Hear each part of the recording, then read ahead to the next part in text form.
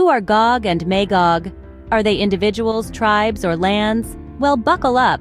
We're about to embark on a historical and religious journey to unravel this mystery.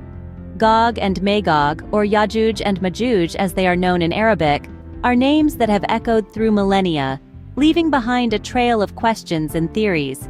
They have found their way into the sacred texts of multiple religions, the Bible and the Quran, to name a couple. Yet, their identities remain shrouded in mystery, sparking debates among scholars and religious leaders alike.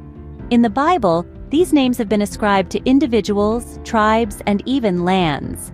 The book of Ezekiel, for instance, paints Gog as an individual and Magog as his land.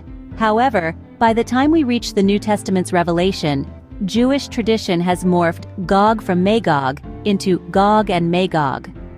The Quran takes a different route, portraying them as primitive and immoral tribes. Kept at bay by Du al-Qarnayn, a righteous ruler and conqueror, they are separated from the rest of the world. Interpretations vary across Jewish, Christian, and Islamic traditions. While some view them as enemies to be defeated by the Messiah, ushering in a new age, others see them as allies of Satan, set to rise against God at the end of the millennium. Throughout history, the names Gog and Magog have been attached to various groups, such as the Vikings, Huns, and Mongols. They have been intertwined with the story of Alexander the Great and the Iron Gates, adding another layer to their already complex narrative. As we delve deeper into the story of Gog and Magog, we will discover how these names have been intertwined with historical events and legends. In Jewish and Christian traditions, Gog and Magog take on a prophetic significance. These names, which appear in both the Old and New Testaments of the Bible, carry a weight of mystery and foreboding, tied to the end times and the final cosmic battle between good and evil. In Jewish eschatology, Gog and Magog are seen as adversaries that the Messiah will overcome, thus signaling the advent of a new age. The prophecy, found in the book of Ezekiel, presents Gog as a powerful ruler and Magog as his land. This conflict is not seen as the end of the world, but rather a climactic event in the timeline of humanity, marking the arrival of the Messianic age. The Christian perspective takes a more apocalyptic approach. In the book of Revelation, Gog and Magog are no longer individuals, but represent nations, embodying forces of chaos and destruction. They are portrayed as allies of Satan, rising against God at the end of the millennium in a cataclysmic confrontation. These interpretations, while differing in details, both envision Gog and Magog as significant players in a divine drama, representing forces that stand in opposition to the divine order. They are the catalysts for a transformative event, a final battle that paves the way for a new era. These prophetic narratives have influenced religious thought and cultural expression throughout history, shaping how we understand the concepts of good and evil and the ultimate destiny of humankind. Whether seen as individual rulers, nations, or symbolic representations of chaos and destruction, Gog and Magog have left an indelible mark on Jewish and Christian eschatology. From apocalyptic battles to the ushering of the age of the Messiah, Gog and Magog certainly hold a significant position in Jewish and Christian traditions. The story of Gog and Magog intertwines with the legend of Alexander the Great and the Iron Gates. A fascinating chapter of history unfolds as we delve into the legend that Alexander the Great, one of the most celebrated conquerors of all time, erected the Iron Gates to repel the tribes of Gog and Magog.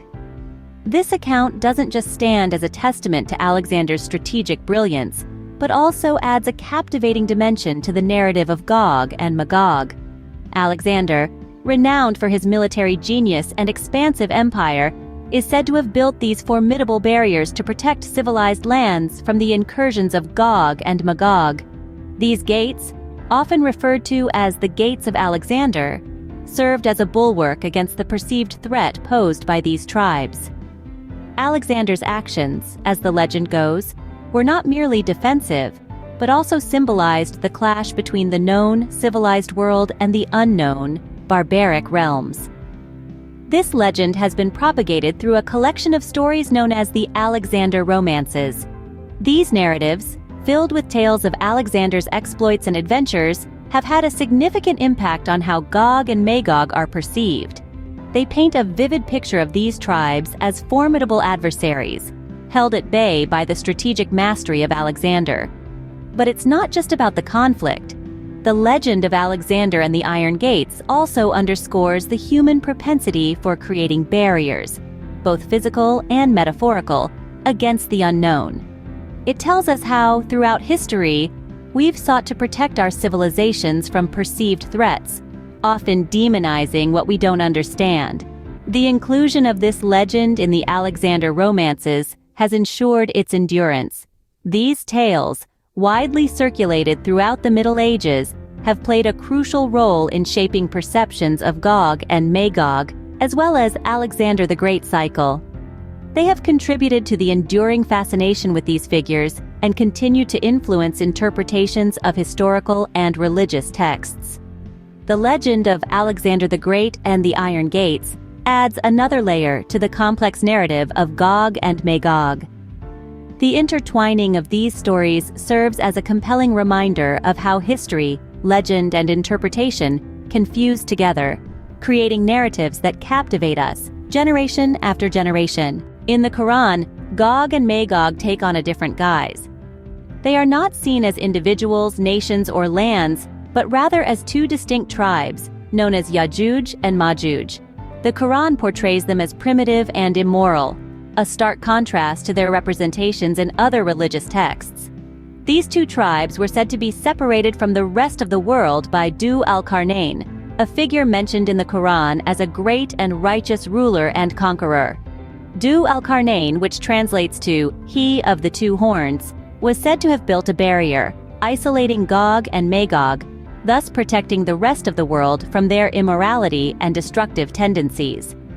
But the Quran doesn't just stop at this, it also hints at the return of Gog and Magog, predicting that the barrier built by Dhu al-Qarnayn will crumble towards the end of times, releasing these tribes once again upon the world. Now, the interpretations of Gog and Magog's identities vary greatly among contemporary Muslim historians and geographers. Some have even considered the Vikings, a seafaring people from the late 8th to early 11th century, as the emergence of Gog and Magog. This theory stems from the Vikings' reputation as fierce warriors and their history of raiding and trading from their northern European homelands across wide areas of Europe, Asia, and the North Atlantic islands. Their unexpected invasions, their seemingly unstoppable power, and their unfamiliar customs might have led to their association with these destructive tribes. The Quran's portrayal adds a different dimension to the identity of Gog and Magog, further enriching their narrative. It provides a fresh perspective on these enigmatic entities, infusing them with a more human, albeit primitive essence compared to their often mystical or symbolic representations in other religious texts. The story of Gog and Magog remains an enigma, open to interpretation and speculation. The mystery surrounding these figures is as compelling as the tales themselves. From their representation as enemies to be defeated by the Messiah in Jewish and Christian traditions, to their portrayal as primitive and immoral tribes separated by Dhu al-Qarnayn in the Quran, the interpretations are as diverse as they are fascinating. Throughout history, the identities of Gog and Magog have been a subject of intense debate. The Vikings, Huns, and Mongols, among others, have all been identified as possible embodiments of these figures at different points in time. Their names have echoed across centuries, their stories shaping narratives and influencing perceptions.